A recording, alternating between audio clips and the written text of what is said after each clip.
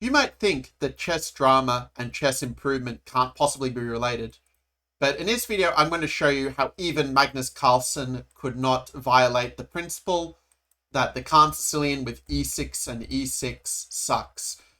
Now, at this point you might be thinking, but Max, I looked in the Lead Chess Opening Explorer, nearly everyone goes knight c3 against me. I go b5, I do all my, set up stuff. My opponents play this wonky a3 move, and I just get great results.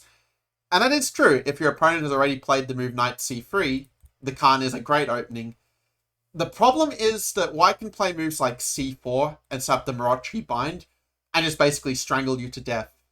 And in this game between Pragg Nanander against Carlsen in Norway chess, we're going to see how white did this with the subtle bishop to d3. Now, if they bring their bishop out, we're just going to kick it away. If they go back, we can even start to throw in some queen g4 and ask black how they're going to defend the pawn. We develop, then we have a good game, as it were. And for that, I can refer you to the many secret Soviet chess resources. Okay, I'm joking a little bit, but bishop c5 is a move they can play. Moves like b5 tend not to be so effective when you don't have the knight on c3, because white can just play a4. And now if they take, they kind of get this weak pawn on a6, and if they go b4, you're not hitting the knight on c3 anymore, so it's just not as good. And finally, there's the approach that Carlsen played in the game. I will add before moving on, there was a game by Petrosian where he did play knight c6, but yeah, it didn't have such great results. Fischer beat him quite convincingly with, just putting in the pawns in the center and making the point that black's a little bit behind in development, which is not really ideal.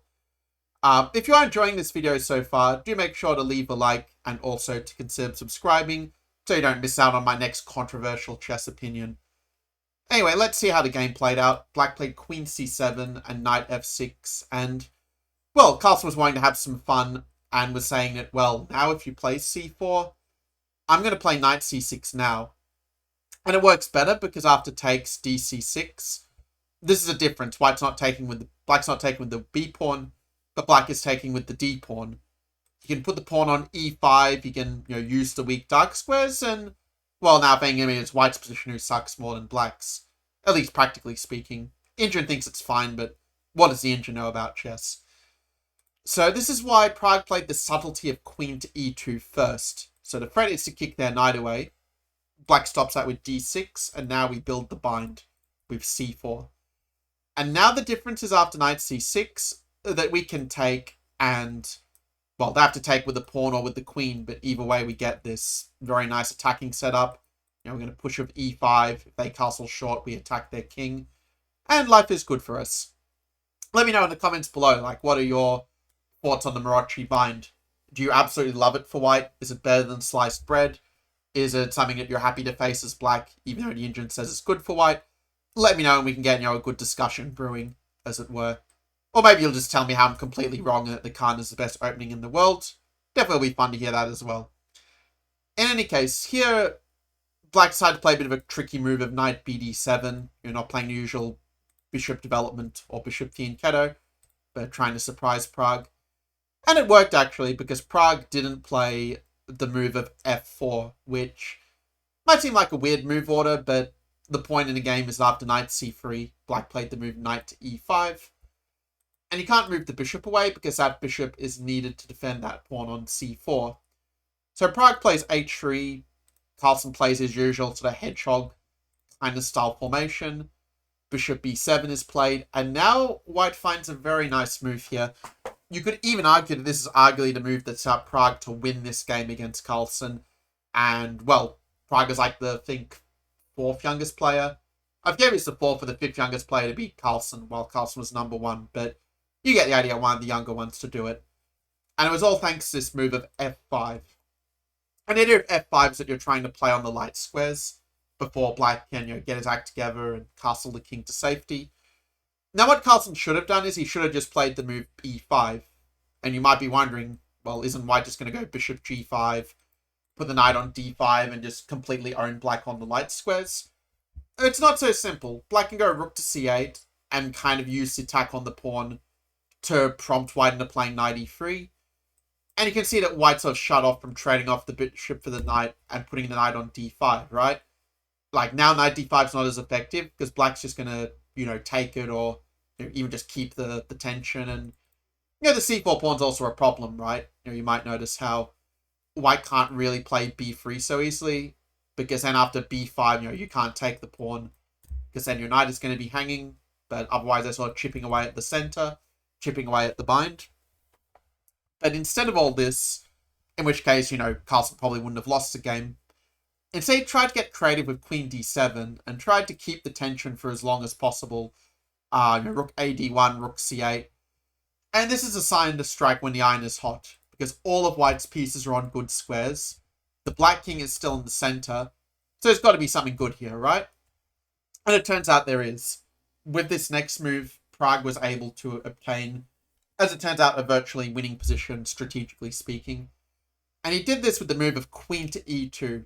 Very well done if you found this move, by the way, because the point is that if black were to castle, which is what he wants to play, we're just going to go e5. And if they take, we go knight takes e6. Discovering the attack on the queen, hitting the rook, and winning the exchange. Carlsen played e5 to avoid this, but white just took knight c2, and that knight is swinging around to d5, just like in Smyslov Bondarevsky. The game continued queen c6, knight e3. Black's trying to get some counterplay with bishop g5 to grab the pawn, and sometimes the best way to deal with the opponent's threat is actually just to ignore it. And that's what Prague did. He just played king h1, saying, okay, you can take my knight if you want, you can take my pawn if you want, but if you play queen c4, f6 can even lever and open the black king, so that, in a position like this, I mean, where is the black king even going to go? Like, if you castle, I'll just swing back, or even just take the bishop for that matter. So that's not really going to be on for black in a sense. So black plays f6, trying to stabilize, and then after b3 b5, trying to get some counterplay. Because if you let that white knight sit on d5, it's just absolute agony for black. Here we even have like a bit of a fork on the pawn, and with the family fork as well, right? But b5 is played, and again, Prague finds a great move. Like, this is just a model example in general of, why the Kan just doesn't really work so well unless you play very precisely as black. And even then, white is still slightly better. So you're kind of in a loss-loss proposition if, either you survive or you die. After knight d5, well, it's clearly white who's thriving here. If black does play to take the pawn, we have many moves we can play, but even like queen f3 and just playing to bring the queen in the attack is going to resemble the game, actually. And we also do have the c file to play down as well in some cases. Like cb3, for example, you can even just take with the queen, and obviously not queen c3, queen b3. And I mean, yeah, we've got the rook coming in. They can't castle because of knight e7, and you get the idea. Black's basically playing without the rook on h8 is kind of the theme of the rest of this game. After queen c5, queen f3, again, castle knight e7 is a perennial theme. bc4 was met with queen to h5, king f8, and now a very nice move by Prague again of rook to f3. And it is actually not so much to try and mate their king on the king side, although that can come into the mix as well. The idea is more that you're kind of just preparing to lift the rook over on the queen side, so you can just take advantage of the weak queen side files, and that black is effectively playing a rook down in force. So black plays bishop d5, rook takes, queen b6, b takes c4. Not just to take the pawn, but again, swing the rook over, which is indeed what happened in the game. Queen comes under attack. Rook b4, and it's a disposition I think a lot of players would just trade the rooks without thinking it's an equal exchange. But instead, white played rook d to d3, just keeping that tension and preparing to swing the pieces over for the attack, as it were. The game concluded rook b3, queen c7, queen to d1, not giving black the time to get his pieces together, because king f7 runs into queen d5 with a check. King e7 runs into queen b1, and we see this principle that the activity of the pieces and the king's safety is more important than the material balance when you have these queen and rook positions without the minor pieces on the board, to be clear. Because, minor pieces tend to be better defenders than attackers, while the high value pieces tend to be better attackers than defenders. That was a mouthful, but I think you got it. So after g6, queen to b1, again preparing to slide the rook in, prepare to eventually win the queen, once we can, tee him up on the 7th rank. Black tried to get out with queen c5, but rook b7, take. and who even cares about pawns? King h2 is a really great move because you will probably want to play a move like queen b3 and mate their king, right? But if you do it too fast, black's going to give some checks, and you're actually going to suddenly be wondering how you're going to get out of the perpetual check in a certain sense. So playing king h2 first just avoids all of that. You just play queen b3, d5, rook h7, and given that there isn't really a good way out of queen to b8 check, or the queen coming in this way, yeah, black just resigned. There's no way you can save the king. If rook g7, you can even just tee it up with like queen b8, queen b7, and pick up the rook with the skewer in this kind of way. So yeah, I hope that you found this training valuable, and let me know, like, what is your thoughts on the Kan Sicilian? Do you agree with me that the c4 Maroczy bind is really, really annoying, or is it something you're still happy to play as black anyway, saying, okay, I'm worse, but I'll play him in the middle game? Let me know down in the comments below, and I will see you in the next training. Take care.